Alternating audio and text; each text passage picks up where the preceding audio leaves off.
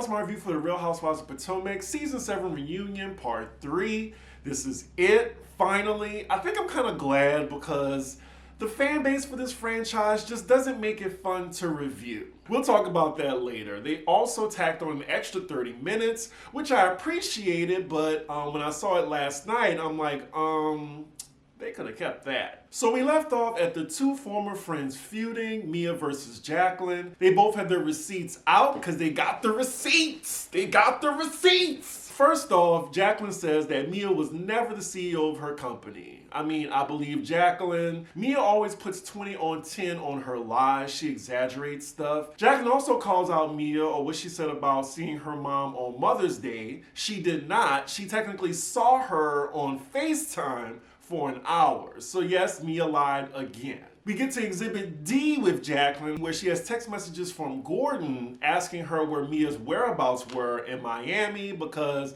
her point was that her own husband can't trust her whereabouts. Mia clears this up by saying that she was just having brunch with her ex's mom and Gordon had a problem with this, but they hashed it out later. I feel like I just don't care about Jacqueline's receipts because we, the audience, already know that Mia's a liar. Like, I want to hear some big revelation. Like, is she lying about having cancer? Like, can you go more in depth about her lying that she's a CEO or something like that? Otherwise, like, you're just talking about her practices as, like, a mistress and how she's an ain't shit person. I mean, we know all this. Jacqueline then clears up that she has never had sex with Mia's husband, and her and Mia do not have a sexual relationship. They're just like sisters when they take showers together. Not sure if I believe that. So now we get to Mia's comment about Jacqueline sleeping with married men. She's now throwing out that G had prostate cancer, which triggered her because I'm guessing he's impotent sometimes, meaning that's how she took it when Jacqueline told her that she needs to get some dick. Now, I don't think she's lying about G having prostate cancer, but I do believe she's just throwing anything at the wall that sticks. When she gets called out for her lies or her ain't shit behavior, she tries to throw out a sympathy card on why she did this. So where's Mia's receipts? Didn't she take out a big glitter box of receipts? I remember seeing her say, oh, well, I'm not going to use it. I'm not going to use it. Then what did you bring it for? I mean, maybe they edited it out or something, but she's threatening Jacqueline saying, well, I got text messages of you saying that you're in love with a married man. They're going back and forth, but my F's are almost out. Like, Jacqueline didn't really make a good enough connection with all the ladies for them to care about her situation with Mia. Like, I think Jacqueline's mistake during the season was trying to be Mia's representative. She should have been more concerned with filming with the ladies one-on-one instead of just being under Mia the entire time and defending her ain't shit behavior. And now you look like a fool because Mia hung you out to dry. I would be very shocked if Bravo asked her to come back. I think Katie has more of a shot of coming back than Jacqueline. Beautiful gowns, though.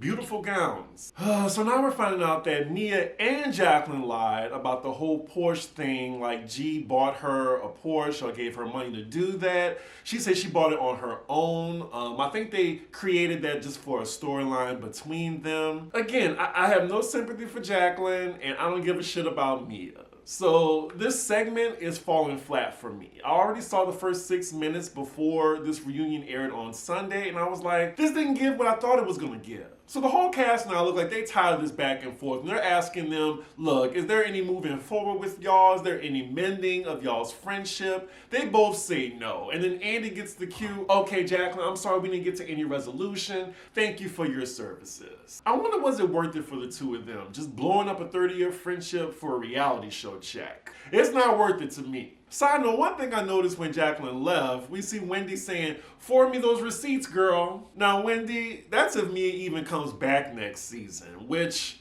I don't know. I can't see Mia coming back. Like, she's just so chaotic. Or maybe the producers want that type of chaos. Anyway, we move on to the next segment, and Cherise is in the building. She is now seated next to Giselle. It looks like she is ready for the Grand Dame. Now, I was telling y'all in my last two reviews for part 1 and 2 that Karen was pretty silent throughout the reunion, so I'm hoping I hear more from her on this part 3. I also want to say, what do y'all think about Sheree's hair? Because I think it was installed wonderfully, but I'm not sure if I like the wig itself. So it looks like Andy's excited to see Cherise. We get a little background on her and Robin's relationship. They've known each other for 20 years, and Robin makes it known that Cherise ain't begging to be around the group. Like, she's actually friends with everyone except for Wendy and Karen. After the Karen versus Cherise reel, Karen is then asked why didn't she take that lunch with Cherise, like just having a one-on-one to get to a better place. She says after looking at the season, y'all see why, but that still doesn't answer the question. You didn't know all this or what she thought of you. I think it's a valid question, but Karen just dodges it. She just don't fuck with Cherise. She don't want to be friends with her no more. And then Andy asks her about the funeral. He's saying that, well, Cherise came to your mom's funeral. Wouldn't that be meaningful to you? Karen again dodges this question by saying, I just don't want my mother brought up. I'm not going to answer any questions about that. Again, Karen, I'm a little disappointed. Like, that's where you kind of lost me. You need to talk about it. Like, why did you think Cherise was going to your mom's funeral for clout to get back on the show? So then Andy just turns to Cherise and asks her what was her intentions of going to Karen's mom's funeral. She then says that Karen is making up this whole 5-year beef thing because they were cool those 4 years ago. But then the camera cuts to Karen. She took out a nail file to start filing her nails while Cherise is speaking. Very extra, and I'll allow it. We then hear from Andy, who I think definitely needed to say this in Cherise's defense. Like, production, they called Cherise. It wasn't the other way around. So she wasn't thirsty trying to get back on the show. They wanted her on the show. And I think production did that so they could get a rise out of Karen. I think this validates Cherise being on the show whether you like her or not, because the narrative throughout the season was she was begging to get back on. She's desperate to be around the ladies. Ooh, so Cherise got receipts, y'all. Like, she's saying that Karen actually hit her up, like, you know, past that 5-year mark that she keep running with to hang out, invited her to another event. So she's wondering, like, where does this hate stem from Karen all of a sudden? Karen can't really even answer the question. She's kind of like talking in circles, and then the green-eyed bandits jump in and holding her accountable. Oh man, Karen, she's not doing a good job right now. Is it just me? Because I'm thinking the Grand Dame wasn't prepared for this segment. Like, she knew that she was up against Cherise, and she's kind of making Cherise look like the truthful one. So now we get to all the nasty rumors that Cherise said about Karen at the strip club at Robin's bachelorette party. Cherise said the only reason she said that is because Karen was saying all these things about her. Karen was like, okay, you can say all these nasty things, but I never once repeated rumors about you like being sexual inappropriate because you have children.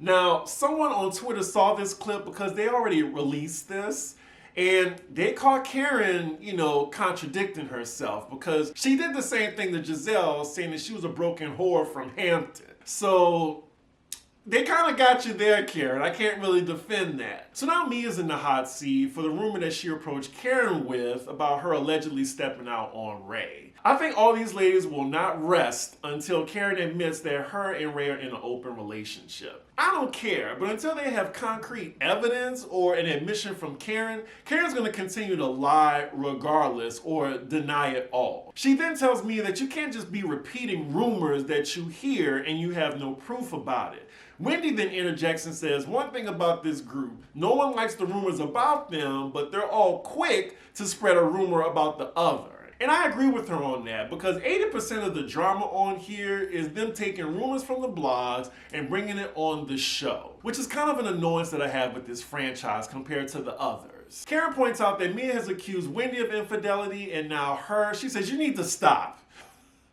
When Robin hears this, she interjects and says, we don't get our rumors from the blogs. Why y'all lying? Do y'all remember season 6 when y'all got from that blog that Wendy's husband was cheating on her and then y'all rode that story for half the season? She says that people call them personally. And I believe that. Like, they probably have people DMing them about rumors they heard about the cast. But now they're having this debate about like repeating rumors and shit like that. I think it doesn't matter, especially when it comes to Karen. You gotta have some concrete evidence when it comes to Karen, or she's gonna deny it. I would also say collectively, this just isn't a trustworthy cast. Like, there's just so many liars in this bunch, at least the majority of them. Oh, well, look at that. We get a little promo for Real Housewives Ultimate Girls Trip 3 with Candiace and Giselle. That's gonna be very interesting. Can't wait to see that dynamic. We get a little cute clip, and yeah, y'all, I will be reviewing it March 23rd. Can't wait. So next we get to Robin's reel from the season, and we go over all her fights she had, as well as this long-awaited wedding with Juan. Say that 3 times fast. Long-awaited wedding with Juan. Long-awaited wedding with Juan. Even Andy is just like, we waited a long time. Robin is then asked about the prenup that her and Juan have, and she says that they get 50-50 if they ever divorce. She explains the reason why she did 50-50 between them is because her and Juan, they wouldn't be where they are without each other, which is sweet as well as foolish. Andy then asked Robin, did she include that infidelity clause that she was talking about earlier in the season? And she says no. And we get a little puzzling looks from the ladies, like, girl, okay. But then she makes a little joke about it, saying that she didn't want to set herself up, and everybody started laughing. I just wish we get to a place that Robin, as well as Karen, can admit that they're both in open relationships, because I'm here for it. I'm here for the new normal for marriages, but hey, we're just gonna keep getting rumors about Karen stepping out, as well as Juan stepping out. So now we finally get to Robin versus Karen, and Karen's allegation that Juan is stepping out with another lady that looks like Karen. We then again see this crude drawing.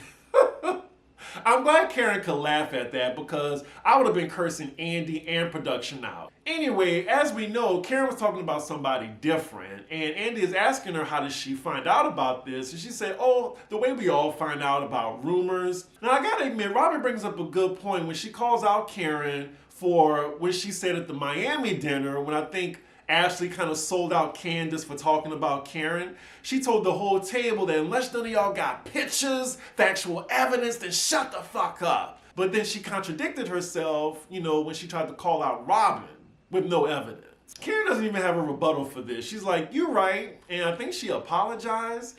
But, unfortunately, we don't find out till after this aired that Juan actually cheated, because this really could have helped Karen during the reunion. Like I said, I don't think Karen's doing a good job so far in part 3. And I agree with what they said on Twitter, that Karen flopped this reunion. It pains me to say this because I like Karen, but she clearly didn't come prepared. We then move on from the Juan allegations to Robin versus Wendy, when she excluded Wendy on that basic ass family fun day she had. I actually forgot this happened, but this definitely didn't make Robin look good, especially asking Candiace to play auntie to Wendy, bringing her kids to the event. And then Wendy even says that Candiace has never been alone with her children before, so why would she even do that? Robin is then asked if the roles were reversed, would she drop her kids off at Wendy's? And she said she would. She is a goddamn lie. She had some nerve to suggest that, and she was rightfully roasted on social media. I also just want to highlight right quick what Wendy said about Candiace never being alone with her kids. Like, I think the audience keeps trying to pair them together like they have this really tight friendship, where in real life, they're just really good co-workers.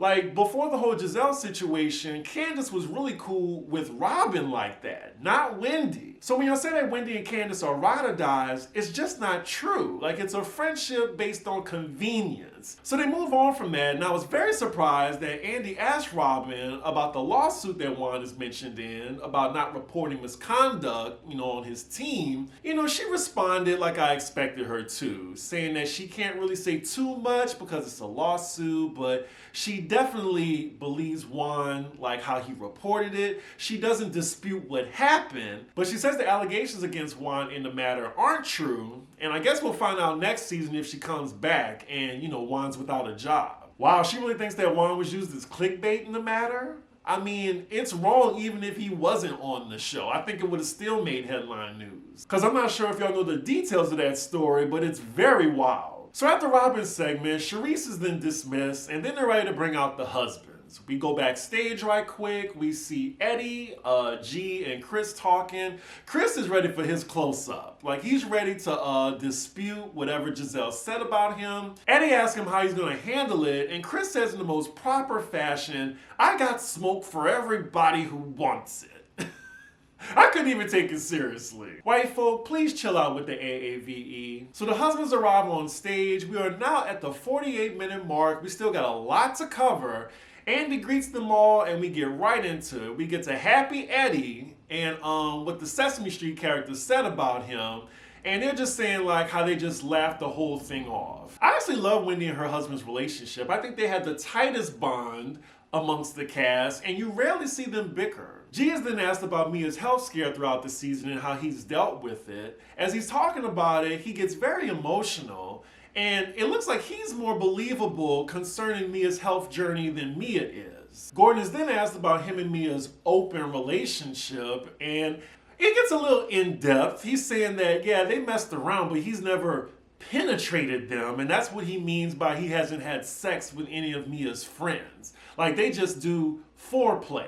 And I could have gone without knowing all this information. So now we finally get to Chris and how he feels about Giselle's accusations against him, and he is not holding back. Now, before we get into this, I'm still wondering, why did Chris want to talk to Giselle one-on-one in the first place? Because we see that little clip of him talking to Giselle saying that we'll talk about it later. Was this after Nikki left the stage and how she was interrogating Candiace? Was he mad about that? I don't know, just this all could have been avoided had Chris just not want to talk to Giselle. I'm not putting it on Chris, I'm just saying. But anyway, he's very passionate as he's addressing Giselle. He cuts her off and says, nope, you said what you had to say all season. It is my turn to talk. So then he just finally asked Giselle, what did I do? Because you say emphasis on did. What did I do to you? So Giselle, she again starts from the beginning like, girl, we know it. We know what happened. Y'all were in the room. Get to the part where y'all were in the room and what Chris did. Giselle's still harping on that Chris lied about not suggesting that they talk in her dressing room. Chris says, okay, well, I'll give you that benefit. Just say I did suggest it. Like, what did I do? Giselle's like, I'm getting to it. Chris is like, well, fucking spit it out. Giselle's like, well, you're not going to be cursing at me. Now, see, the optics of a white man cussing at a black woman like that, I think we can leave that to the side because Giselle could have really ruined Chris' life, so he has a right to be passionate. But then Candiace jumps in and says, what's not right is your gutter snipe ass lying on my family. Gutter snipe is just such a funny word, ain't it? I noticed that that's Candiace's go-to insult. Right quick, let me just see the definition of gutter snipe. Okay, gutter snipe. A scruffy and badly behaved child who spends most of their time on the street.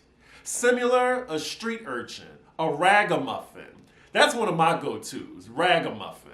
Oh, Giselle. You were not prepared for this talk with Chris. It looks like it's just semantics, and Andy points it out. Like, Chris is wondering, like, what did I do? And then Giselle's answer is, well, what you did was make me feel uncomfortable. Now, the problem in that is with what Giselle said afterward with the whole sneaky link and trying to see if she was with it. Like, you basically implied that Chris was trying to make a pass at you in some type of way. But you knew that wasn't true, so now you're deservedly earning the smoke that you're getting from him and Candiace. Bottom line is, Giselle ain't shit, never will be shit, Finn. Lord, so now they get into whether the door was closed or not. Still, like, moving on. I'm sorry, y'all. I'm moving on. So then they get to the argument of why Giselle waited 5 months. Again, she says because Ashley approached her about the DM thing. But even still, Giselle, you were trying to imply that Chris was grabbing other women, which he wasn't, and the whole sneaky link comment, which you can't really defend. They then fast forward to his apology to Giselle after the season wrap, and he's breaking that down why he apologized, if he made her feel uncomfortable. And he said he didn't appreciate after the fact all the things that was said, like the sneaky link comments or whatever. So then Giselle owns that and says, well, I shouldn't have used that wording, I apologize. Candiace says that's not an apology. Like, she's just using it for convenience, and I agree with that. Like, now she's wrong. After after the season wrap, after all the damage is done, oh, I apologize. Like, it's not that simple. Candace has had enough of this and she completely unloads on Gizelle, calling her garbage, says she has no soul. She is the reason why assault survivors can't come forward. She then says that you sit up here with your privileged white looking ass and feel like you can lie. We start getting weird looks from Ashley and Mia saying, hold up, and Candace continues and says her proximity to whiteness allows her to lie like this and get away with it. Most of the ladies then start saying, hold on, and Mia's like, you can't say her proximity to whiteness when she is a black woman. And Candace says she's standing her ground in what she said. We're now going back to the colorist conversation. Andy looks so uncomfortable. It looks like he's almost squirming in his seat when we're now getting to the race conversation again. I think it was at this very moment where the reunion just took an awkward turn again. So then Wendy interjects and lets Candace know that, first and foremost, I got your back, I love you, but your choice of words after the conversation we just had, you just have to be mindful of what you're saying. Candace receives it. But she says she's not backing down. She says she meant what she said. She has this vitriol against Gizelle. She explains what she meant by saying that someone that looks like me making the accusations that Gizelle said won't be taken as seriously as someone that looks like Gizelle. And I get that part. Now, everyone on Twitter has something to say about this moment. I think it's the #1 talked about moment on part 3. A lot of people are mad at Wendy, saying that she sold Candace out in this moment.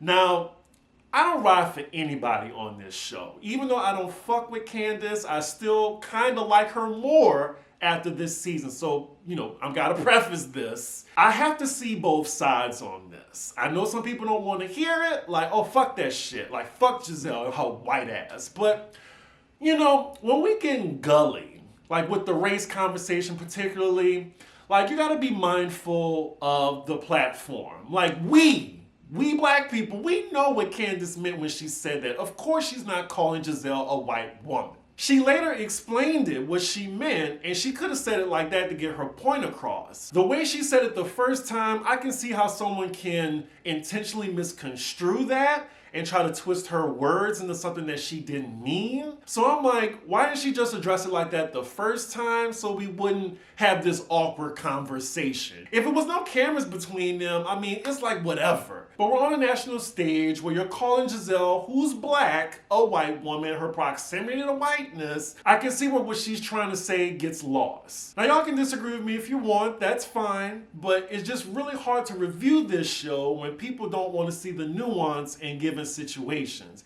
And you can't talk about it with Candace stands or they're just gonna insult you. So that's why I'm really glad this season's coming to an end. I'm trying to think, is there anything else I can say on this scene before we move on? Gizelle deserves all the smoke from Candace, and I just want Candace to effectively insult her without it being misconstrued. I'm personally not mad at Wendy for interjecting. I thought she was just being fair in the situation and pointing out the nuance. Candace responds to Wendy by basically saying that she don't give a damn and she don't give a fuck. It was inflammatory the way she said it, and she meant it. And it is what it is. But wow, what a tense scene that was. Andy moves on and asks Chris, does he have anything else to say on the matter? He says no. He accepts Gizelle's apology. Candace says, I do not. I don't forgive her. Well, Candace, I'm just wondering, where do we go from here? You didn't mind, traveling with Gizelle after she did all this, said all this about your man. You're going to continue to be on the season. I'm pretty sure she's going to be on season 8. I'm pretty sure Gizelle is too. There's a volcanic level of contention between the two of them. They're just going to continue being the real co-workers of Potomac. That's just going to be fake. And I know they're not going to just film separately the entire season. So where do they go from here? I don't know. I just don't think it's going to make a fun show. They're going to have to move forward, but I don't see that being possible. So after all this drama, the husbands are still on stage, and the next reel just involves the ladies going to Miami, getting drunk, feeling and touching on each other. I'm glad they ended it with the fluff piece because this was just very serious. So now they get to Mia's accusation on Wendy wanting her box. Of course, we found out that Mia lied. She put 20 on 10. Come to find out, all the ladies were flashing each other's vaginas, and I think they just said that Wendy had a pretty vagina. And I think this is the most times I said vagina in a sentence. So then Ray is asked his feelings on what all the ladies have said about Karen's infidelity. He thinks it's bullshit. So then they're asked about what they think of Robin's photo. They say they've never seen it, and unless they have Karen's face or, have her caught in the act, they're still going to deny it. So then Robin takes this moment to address Karen and what she said about Juan, like hugging her inappropriately. She's asking her, like, did she see that as assault or whatever, what she was trying to accuse him of? Karen clarifies that Juan didn't assault her, but he should learn to keep his hands to himself, and the way he hugged her was inappropriate. Now, they just leave it at that, and then they dismiss the husbands from the stage. So then I noticed that there's only 8 minutes left of the reunion. Are they going to get to the Robin interview? Like, is Andy going to fire her on air? Like, what bombshell can we find out about this situation in 8 minutes? I thought the extra 30 minutes was for the Robin interview. Side note, as the husbands leave the stage, we see Candace and her husband doing this little handshake or whatever.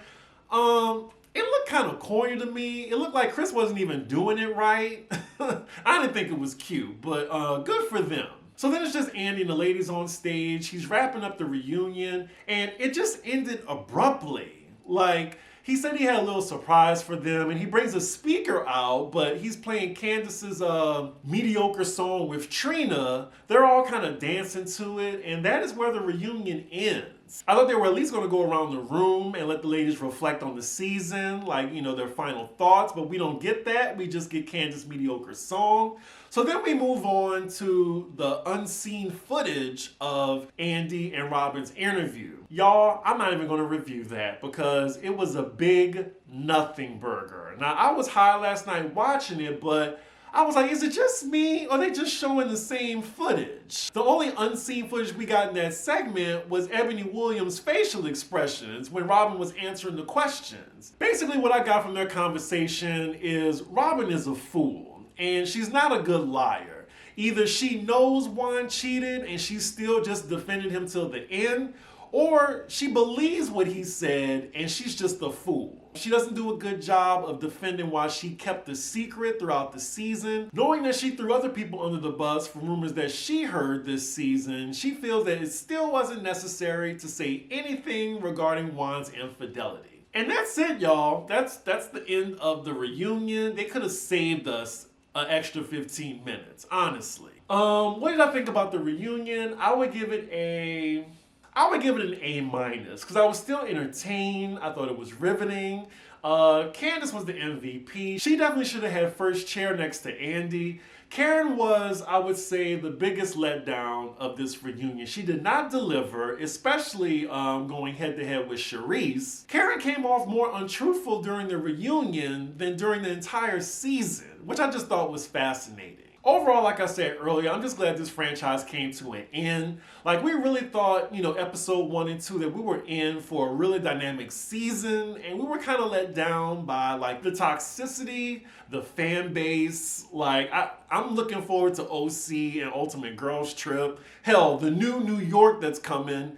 Even Atlanta. I just need Potomac needs to take a break till this fall or next year even. Y'all let me know in the comments what y'all thought of the reunion, specific parts of part 3. Again, keep it respectful. Do not attack me for my opinions because they are just that. With that, make sure y'all like, comment, and subscribe, and I will see y'all for SWV and Escape. Bye.